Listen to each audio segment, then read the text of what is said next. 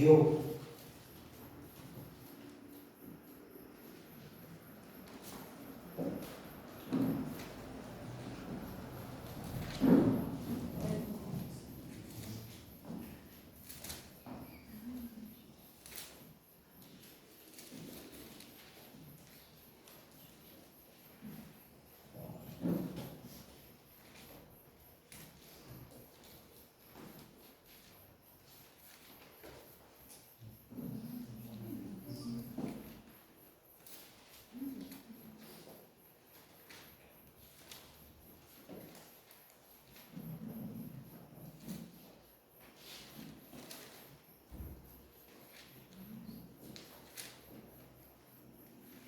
Capítulo 1 de Ageu, verso de número 5.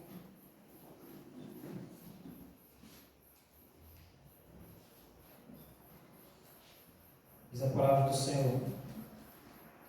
Portanto, assim diz o Senhor dos Exércitos: considerai os vossos caminhos. Pai, essa é a sua palavra.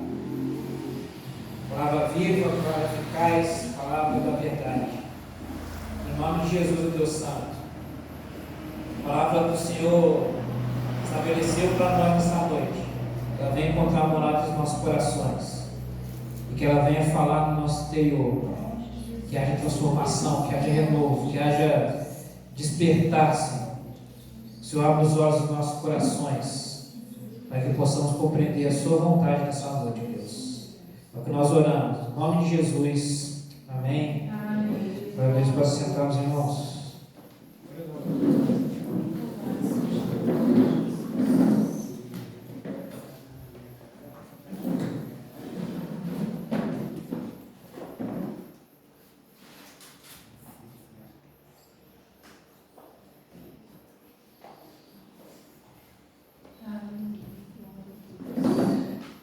Dez perguntas para orientar biblicamente sua vida em 2026.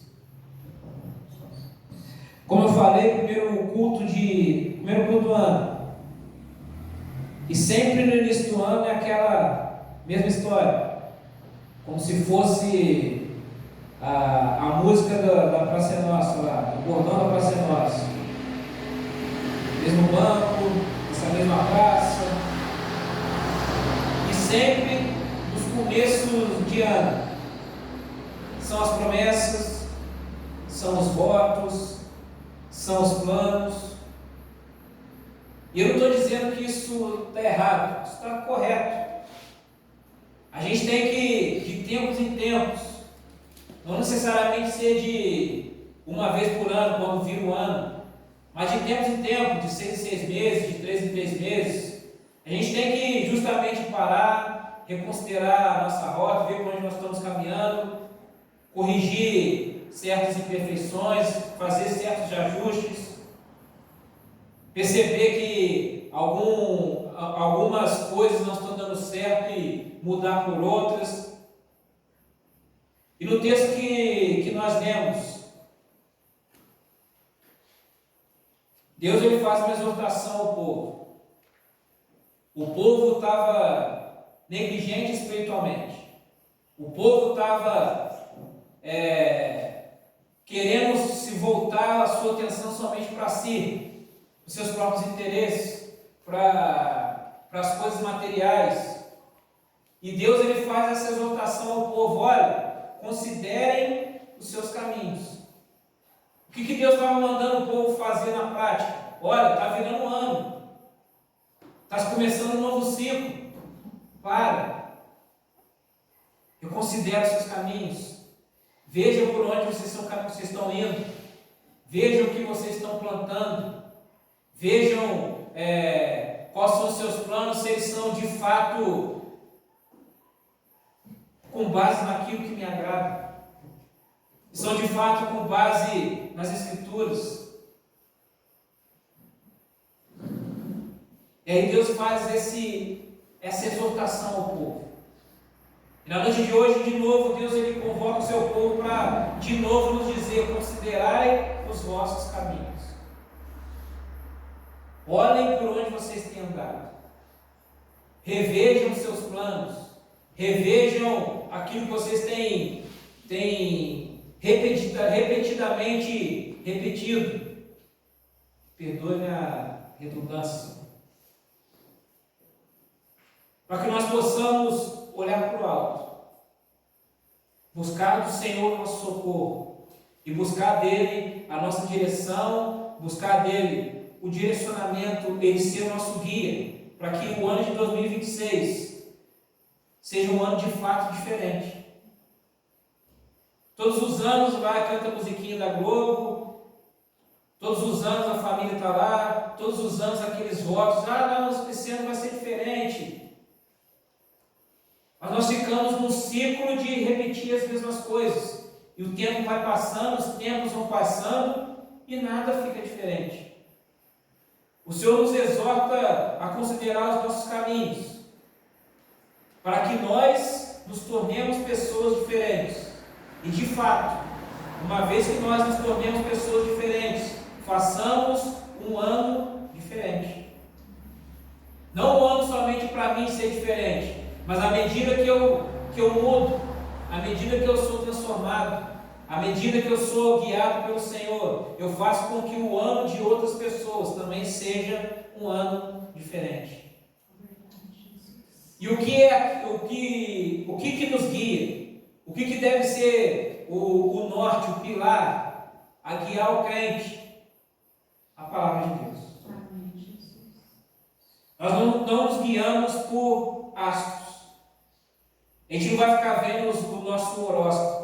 A gente não vai ficar olhando para as estrelas e ver o posicionamento de Marte, de Júpiter, se Saturno está alinhado com Netuno, se Plutão, que não é mais planeta, que na época era planeta, hoje em dia não é mais planeta, como é que ele está. Nós não vamos ser guiados pelas cartas. Nós não vamos ser guiados pelas pedrinhas lá, não sei o nome daquilo lá acho que é tarô o nome. Nós somos guiados pela palavra. Nós somos guiados pelo Senhor. Nós somos guiados pelo Espírito Santo. E por isso, para planejar um ano de 2026, 10 perguntas bíblicas para nos orientar nesse tempo. Perguntas que não são perguntas, já vou de antemão esclarecer. Não vão ser perguntas para te colocar numa condição de ficar acuado e eu estar apontando o dedo para te acusar.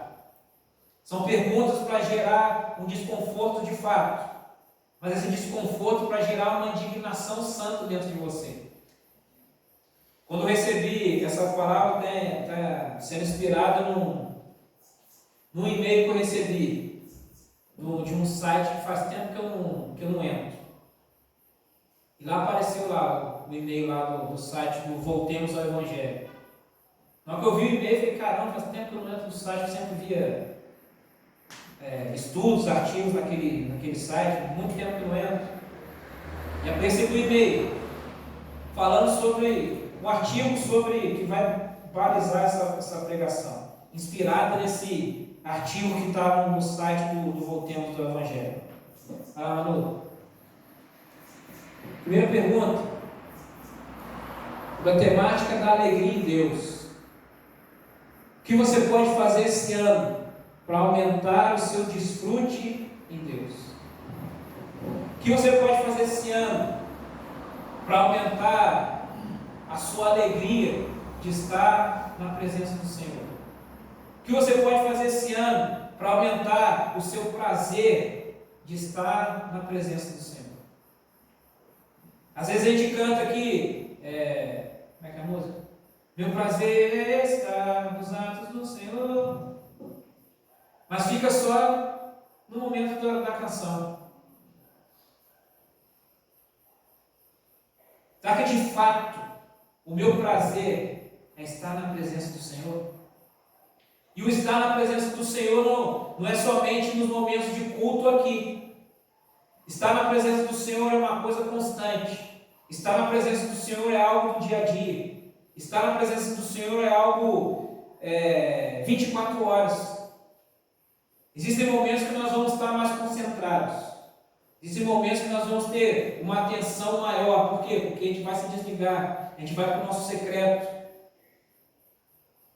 E é nessa hora do secreto, principalmente, que nós medimos o nosso prazer de estar na presença do Senhor. Se não é algo cronometrado. Eu tenho meia hora para ficar na presença do Senhor. E nessa meia hora, de 5 minutos, eu fico olhando no relógio, para ver se já deu a meia hora. É eu estar no momento de culto. Em todo o tempo eu fico olhando no relógio, para ver que hora que vai acabar o culto, vou ir para casa para assistir os gols do Fantástico.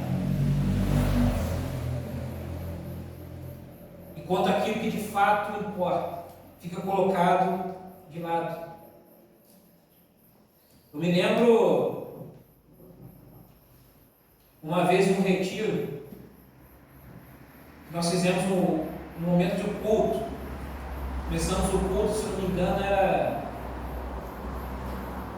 às 7 horas, ou 7h30, por aí. E quando a gente foi ver, já era meia-noite. Quando a gente foi acabar o culto, a gente viu, era meia-noite. E ninguém viu a hora passar. Ninguém viu a hora passar. Teve uma tromba d'água lá fora, ninguém viu tromba d'água. Ninguém ficou lá, ai, nossa, que tédio e tal, ficar levantando para ir lá fora, ir no banheiro, voltar, e beber água, voltar, e olhar como é que está o tempo. E, não, está calor aqui, eu vou lá me refrescar, tomar um vento. Ninguém. Nós ficamos ali o tempo todo, adorando o Senhor, depois no momento da palavra, ouvindo a palavra, e depois o Espírito Santo agindo, se manifestando, e louvor de novo, adoração, e palavra. E Deus levantando pessoas com dons ali, e o negócio foi indo, foi ver a meia-noite. E o pessoal da cozinha lá, doido da vida, que estava esperando que o culto acabasse lá, sei lá, 9 horas, que tinha a janta, que ia servir o pessoal, mas os nossos planos foram todos por água abaixo. A tromba d'água levou, a gente nem viu a tromba d'água e ela levou todos os nossos planos. Porque o nosso prazer, naquele momento, era estar na presença do Senhor. Não tinha mais nada mais precioso do que estar ali naquele lugar. Não tinha nada que atraísse mais a nossa atenção do que estar naquele lugar. Aí vem a pergunta: o que você vai fazer esse ano para aumentar essa sua alegria em Deus? O que você vai fazer esse ano para despertar isso dentro de você? Para que você não troque aquilo que de fato importa por distrações. Para que você não troque a sua bênção. Falar aqui a frase clássica. Para que você não troque a sua bênção por um prato de lentilha. Para que você seja mais Maria e menos Marta. Que você escolha mais a boa parte, que é estar aos pés do Senhor Jesus. Vai passar, Manu.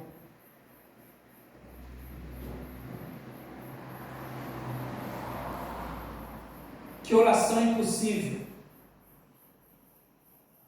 Qual é a oração impossível que você fará esse ano?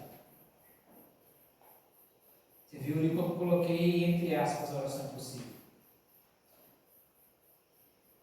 Porque para Deus tudo é possível. Amém, Jesus.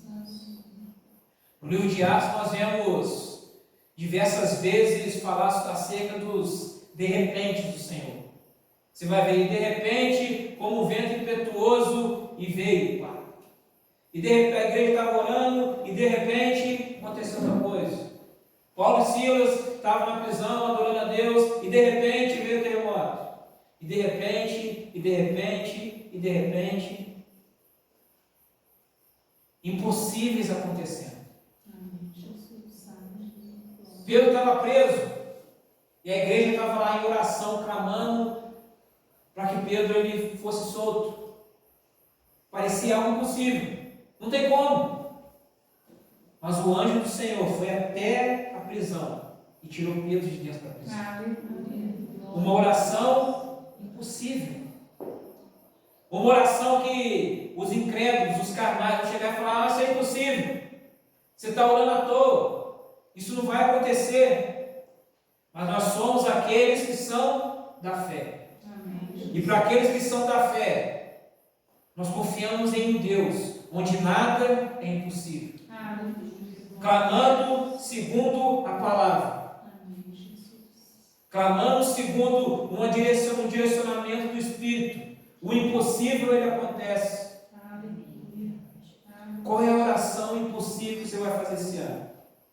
Qual é a loucura que colocaram na sua cabeça que é loucura?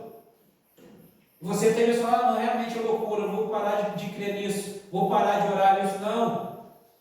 O Senhor está falando nessa noite para você voltar a fazer essa oração impossível. Amém, Jesus. É impossível de acontecer, mas o Deus do impossível, ele opera. O Deus do impossível se manifesta. O Deus do impossível continua agindo. O Deus do impossível é o mesmo Deus de ontem, é o mesmo Deus de hoje, e é o mesmo Deus eternamente. Ele fez os impossíveis no passado, Ele continua fazendo os impossíveis hoje, e vai continuar fazendo os impossíveis amanhã. Mas para que Deus ele faça o impossível, o que Ele precisa? Ele precisa que alguém concorde. Deus ele nunca faz nada nessa terra sem que Ele levante alguém para concordar com Ele.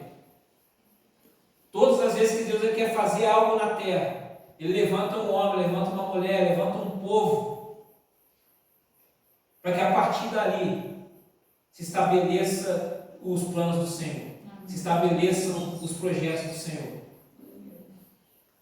E está olhando do céu, esperando a sua oração impossível, para que você concorde com Ele dos céus, para que Ele diga: é isso que eu queria fazer. Eu estava esperando um louco para crer, eu estava esperando alguém para concordar, e uma vez que Ele concordou, vai acontecer. Vai acontecer. Pela fé, creia pela fé que vai acontecer. Pode passar lá na terceira.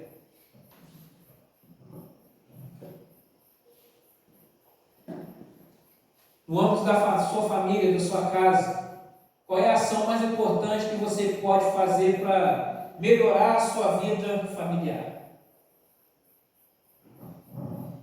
E aqui parece que a gente mexe num vespeiro. Quando fala de família, não mexe com você não. Você não conhece o povo lá de casa lá. Faz você não. Umas 2 semanas atrás, estava conversando com uma pessoa que eu estou evangelizando. Eu falei: ó, avisa o povo na sua casa aí falei brincando, eu não ia. Ó, avisa o povo na sua casa aí que na virada eu vou passar aí. É que não, você não vem aqui não, você está falando sério? Estou, prepara o povo e avisa aí para não chegar de surpresa. Eu vou aí que eu quero conhecer todo mundo. Não faz isso não. O pessoal daqui é complicado. Faz isso não. Nem eu aguento eles. Não é você que não é daqui, você também não vai aguentar. E muitas das vezes nós ficamos normalizando esse tipo de situação. É complicado mesmo, deixa então. E minha família? Esquece. Quando é o contrário, Deus ele nos chama para termos famílias fortes. Deus ele nos chama para acreditarmos nas nossas famílias. Deus ele nos chama para nós orarmos pelas nossas famílias, pelos nossos parentes, abençoarmos aqueles que são dos nossos. O que você pode fazer?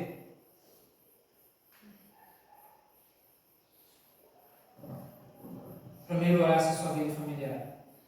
Aí você pode falar: não, tranquilo, em casa é uma paz, em casa é tranquilo, todo mundo se dá bem, ninguém quer matar ninguém, ninguém tem os desejos intrusivos ali, aflorando ali, com vontade de sair. Mas sempre existe aquela coisa que necessita de um ajuste. Essa semana eu estava assistindo o vídeo lá do Iago Martins, recomendo vocês lá, 2 Dedos de Teologia. Assista lá os vídeos do Iago. Teólogos do Twitter é a melhor série.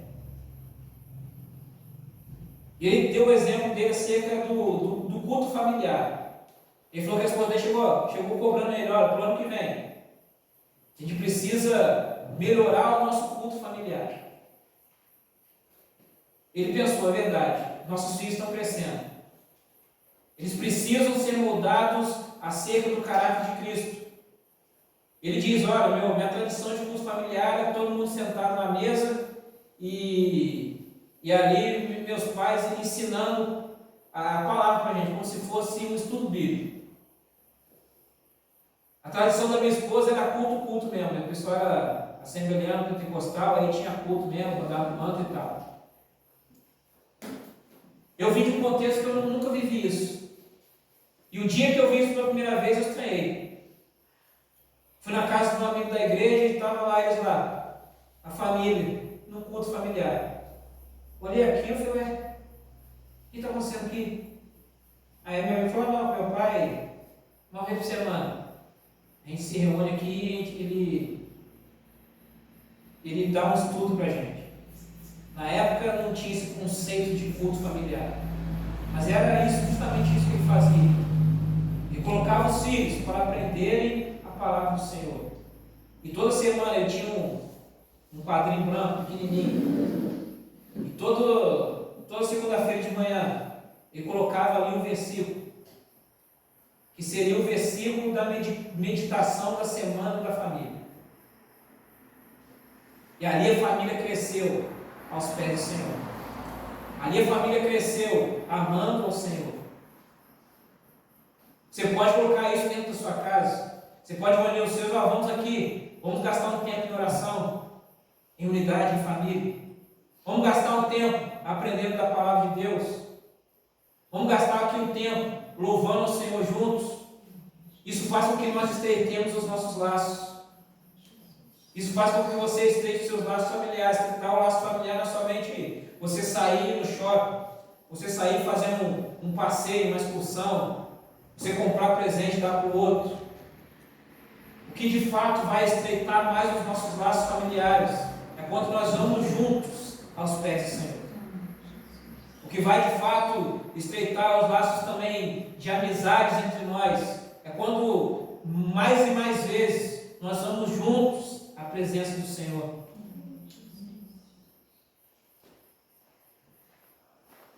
Vai passar, Manu? Quarto.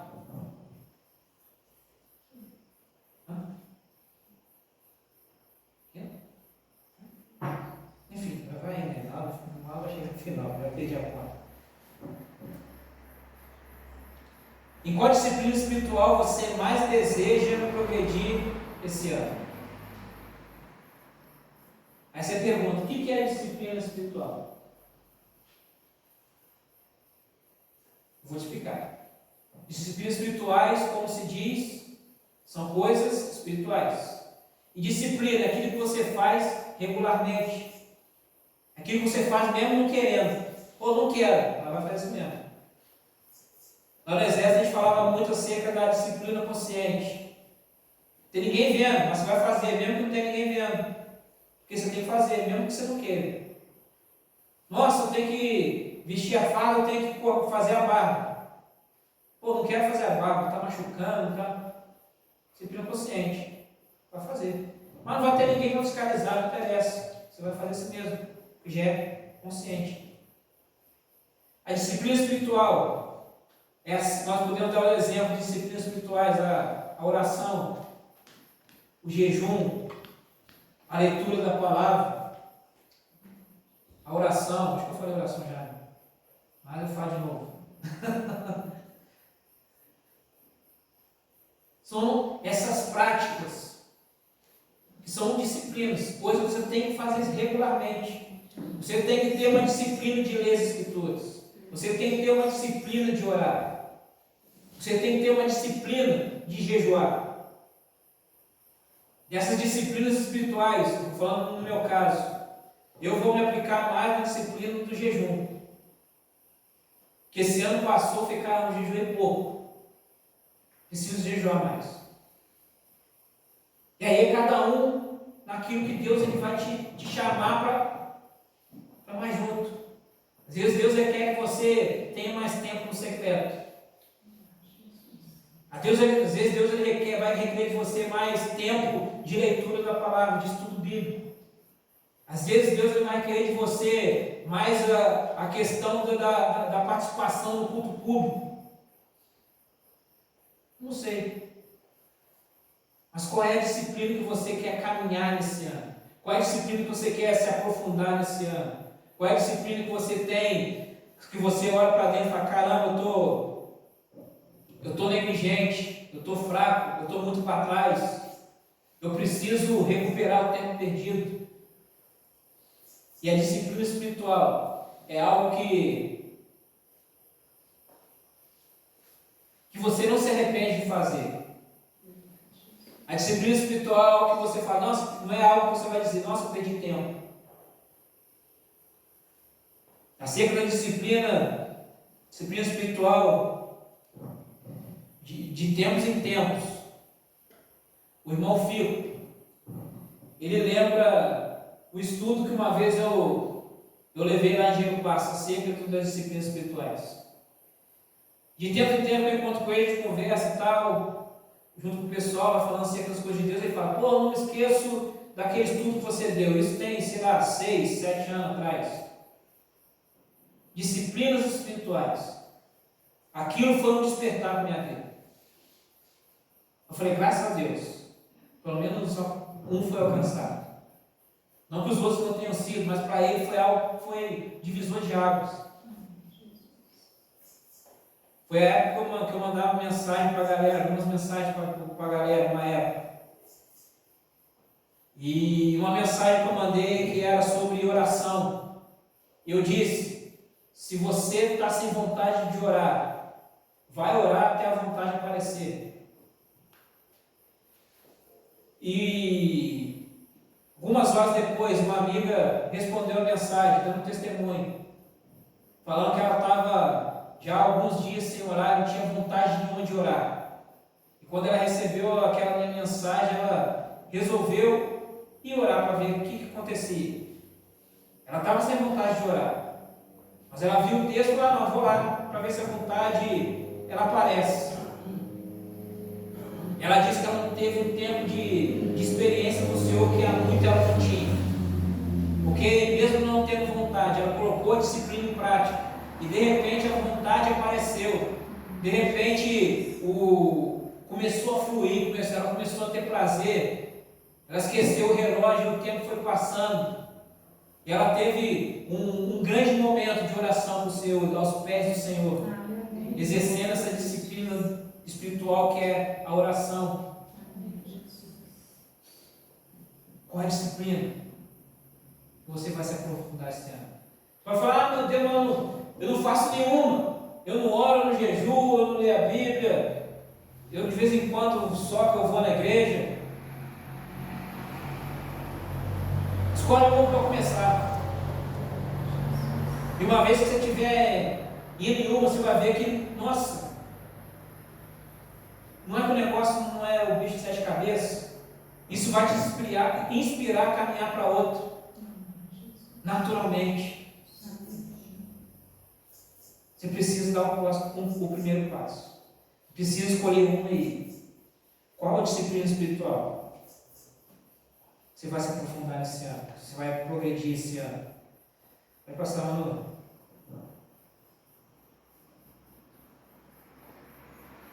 Administração do seu tempo. Qual é a sua maior perda de tempo e como você vai recuperar?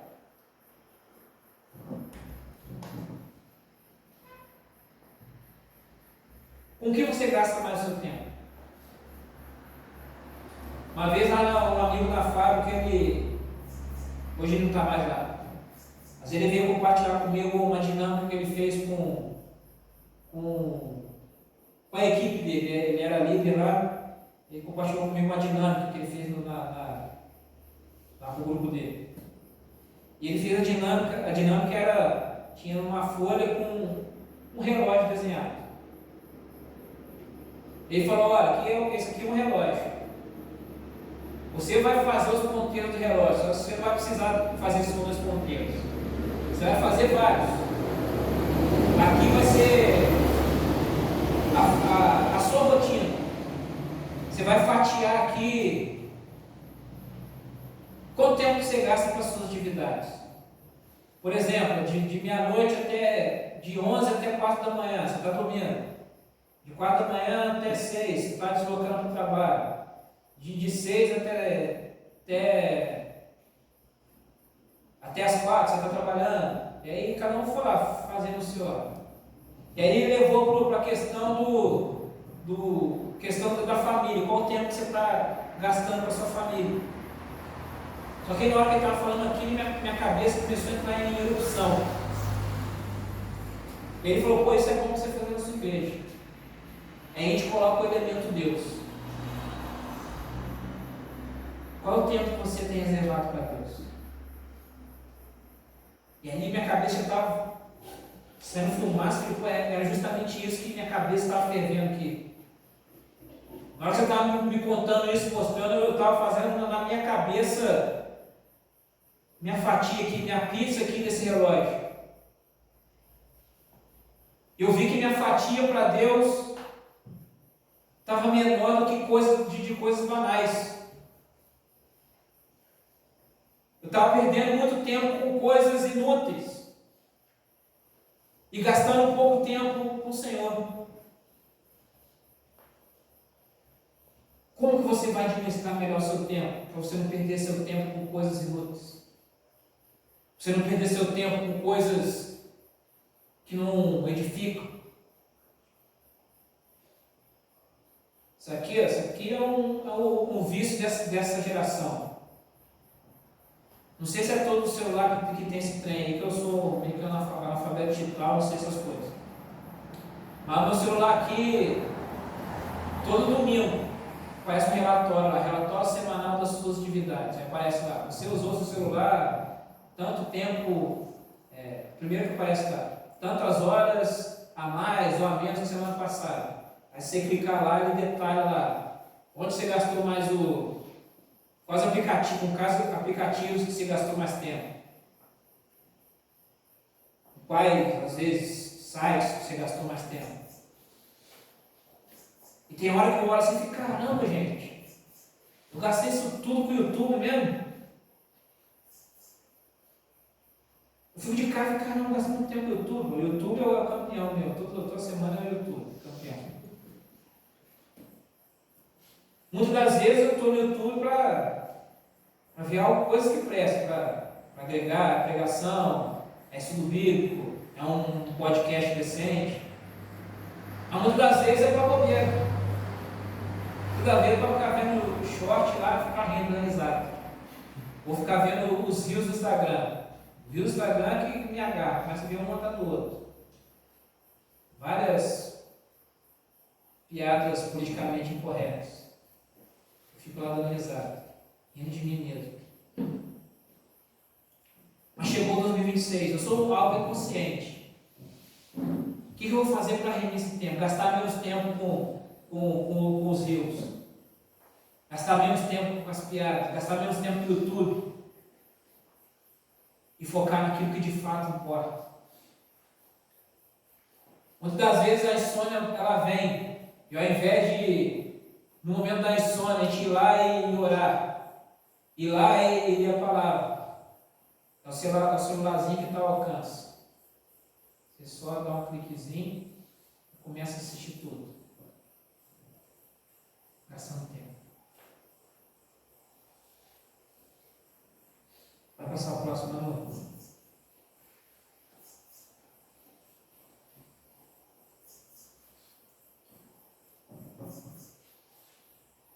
Igreja local.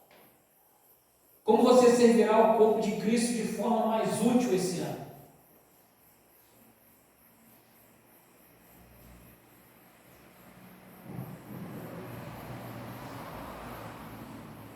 Como disse, a igreja é o corpo de Cristo.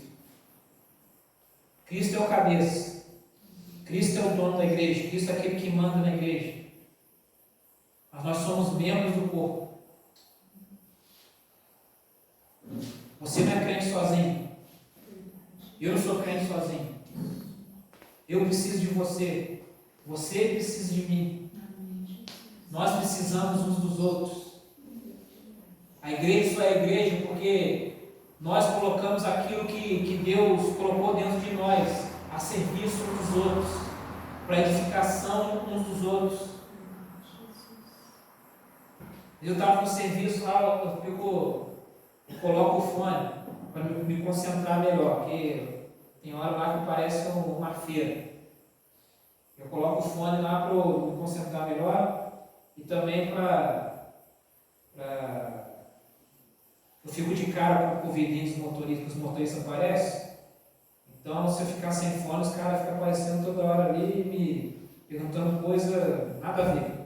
Então, já coloco o fone para o cara ficar intimidado. Se ele quiser falar comigo, ele tem que querer muito, porque é algo importante. Para eu poder tirar. Eu faço questão de usar aquele fone gigantão aqui. Então, para os dois aqui, para o cara ver que eu estou de fone. E um dia eu estava lá, o fone estava com bateria, mas eu continuei com o fone para dar um efeito visual. Só achar que eu estava ouvindo. E aí eu escutei o pessoal conversando, o pessoal atrás de mim conversando, eles falando as coisas lá. E não sei quem puxou o assunto, não sei qual era o contexto. Só sei que a parte que eu comecei a ouvir, uma pessoa estava falando, não, eu de vez em quando, eu tenho minha espiritualidade. Eu de vez em quando eu sinto falta, eu vou na igreja. E eu gosto de ir na igreja tal, falou o nome de uma igreja lá.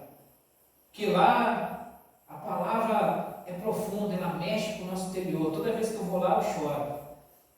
Eu já fiquei coçando assim.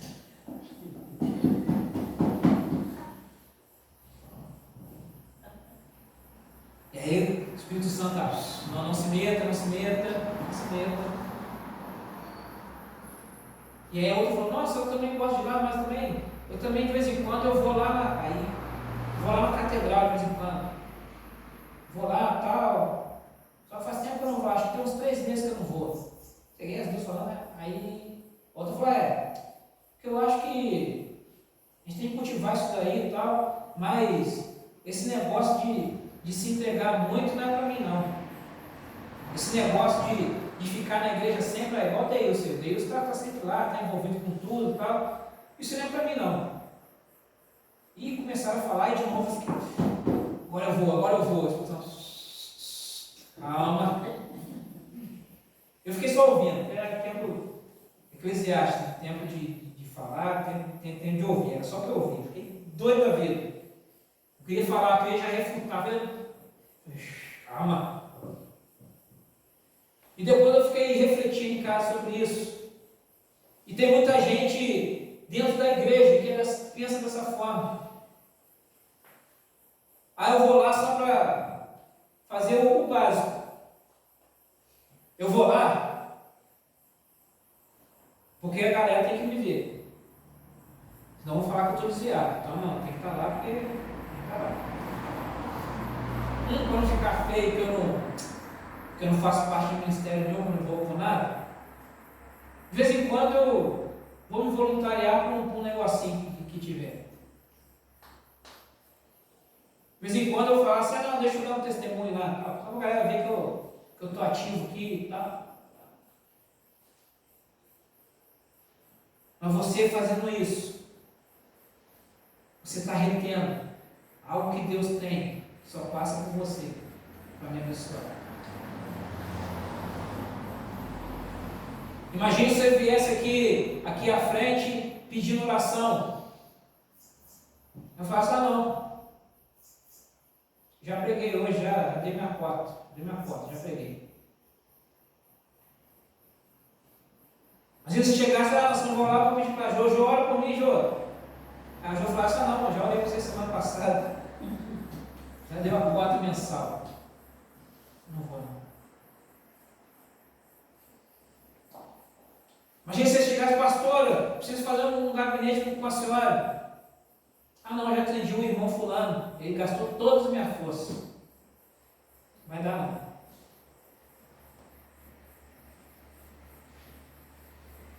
Retendo algo que é de Deus, para edificação. Para edificação do corpo de Cristo. Aí você pensa, não tem nada de valor, nada de grandeza. Meu irmão, às vezes a gente coloca na nossa cabeça e elenca certas funções serem principais e outras secundárias. Mas todas servem para a edificação do corpo de Cristo. Desde aquela que parece ser a mais simples, aquela que você julga ser a mais importante. Assim que eu cheguei em Gero Passos, aconteceu, pouco tempo depois, aconteceu da irmã Glória partir para agora. E foi num culto na época era sexta-feira, que era os cultos de Gero Passos, num culto de sexta. Chegou no culto de domingo. Estou vendo uma correria lá. Antes de começar o culto, uma correria. O pessoal ali está correndo para lá, para cá, fazendo negócio. Eu falei, pô, o que está acontecendo? Depois o Tiago falou comigo, ó, você viu que a correria que deu lá? Eu falei, vi, irmão, o que está acontecendo? É que tinha um monte de coisa que a irmã Glória fazia.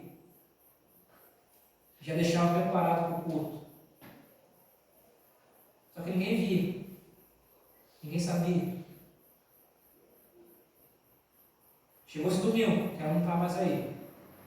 Aí o pessoal percebeu que um monte de coisa que eram acessórios, eram coisas que ninguém prestava atenção ou achava insignificante. Aí ali eles viram que é importante. Ali eles viram que é importante o andamento do culto, que não era um trabalho pequeno. Aí deu uma correria. Depois eles ajustaram o serviço e tal. Mas algo pequeno que causou um certo caos no andamento do culto. Você se dispõe a fazer coisas até mesmo pequenas. Você está contribuindo para o corpo de Cristo, meu amigo. Olha lá, Manu.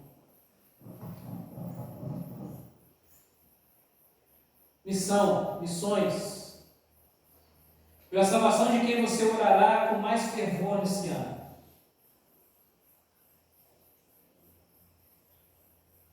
John Wesley certa vez falou que nós não temos nenhuma missão nessa terra, a não ser ganhar vidas. A salvação ela não tem que parar em nós. Se todos os crentes antigos pensassem nisso, a salvação vai parar em mim, o Evangelho não chegaria até nós. Jesus nos mandou ir. Muitas das vezes nós não podemos ir com os nossos pés, mas nós podemos ir com a nossa oração. Muitas das vezes não nos deixam falar, mas eles não podem nos proibir de orar. Essa semana eu vi uma pregação do pastor Jeremias Pereira, um trecho, uma pregação de Jeremias Pereira, pastor da igreja presbiteriana lá em BH. E ele, na pregação ele falava, por quem famoso você tem orado? Por qual famoso você tem orado? Eu todas as vezes, eu vou no Senhor e falo, Senhor, quando que a irmã Anitta vem? Senhor, quando que o irmão, aí falou o nome do outro artista lá, que eu não lembro lá qual. Quando que ele vem?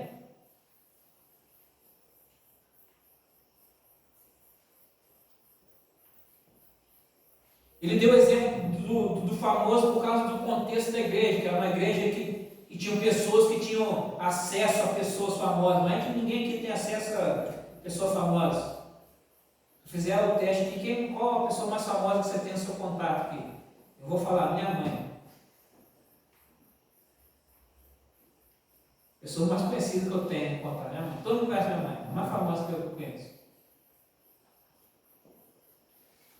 A gente não tem esse contexto de estar nas pessoas famosas, tá? Mas isso não nos impede de orar também.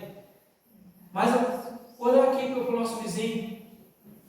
Orar pelo seu marido, pela sua esposa, pelo seu filho, pelo seu primo, pelo seu avô, pela sua avó, pelo seu chefe, seu patrão. Uma vez eu fiz um curso que eu fazia, foi aniversário do diretor do curso. Lá, sei lá, tinha o quê? Acho que uns 15 anos, né? Eu peguei para o aniversário dele, fiquei sabendo para o aniversário dele. Eu peguei o cartãozinho dos mirimbridos lá, da época lá, tinha mensagem evangelística no cartãozinho, escrevi atrás lá no dedicatório lá, uma mensagem.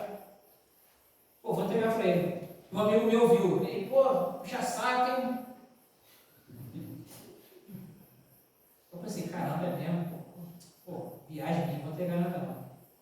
Por um momento eu hesitei. Por um momento Satanás falou, isso mesmo. Pega não. Eu pensei, não, pô, mas não estou de puxa-saquismo com o cara. Nem conversei com ele e não vou ficar conversando com ele. Estou fazendo amizade com ele. Estou levando uma palavra, vou lá entregar. A Satanás falou, aí você me quebra. Eu fui lá, entreguei o cartãozinho lá, o marcador de livro. Ele viu, não esperava aquilo. Agradeceu. O que aconteceu depois? Não sei. Acabei o curso, nunca mais vi. Mas a palavra, ela foi lançada. A semente, ela foi plantada. O que você vai orar com mais fervor? O que você vai colocar maiores